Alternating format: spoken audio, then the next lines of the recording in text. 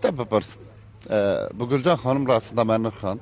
Nevruz birastî hele ên Amedê belkî Kurdistanê ya herî girseyî derbasta yek ji wan Nevrozê ye.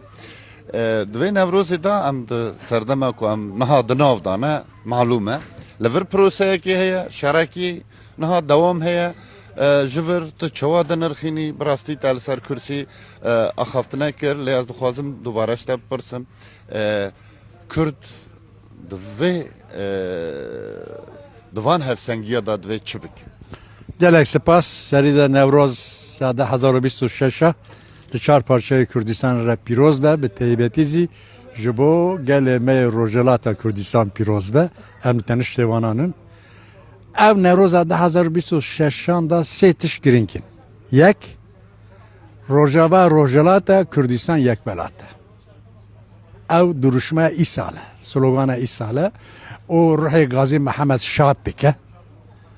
Di dîvî yekîtiya em bên Rojava Kurdistana Rojava û Başûr yani Kurdistana Federal gelek girînge gerek emîna çavê xwe wê biparêzin.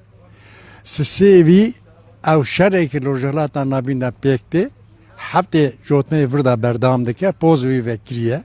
Navenda wê de Kurdistan heye gerek gelê me Kurdistan hişyar be hişyar ezî. دو حشی مل سر روجاوا بی رو سر روجالات بانگ مل چار پارچه کردستان ره ام تنش روجاوا بس روجالات بسکنن چاری بی امانه دولت دکن بارا Ankara دکن برده mesela çara sekirne mesela Kürt tane demokratiz buğuna Türkiye'si tigredaya çekberdana rojava paşiz rojalat biki ev şaşıya ke mezine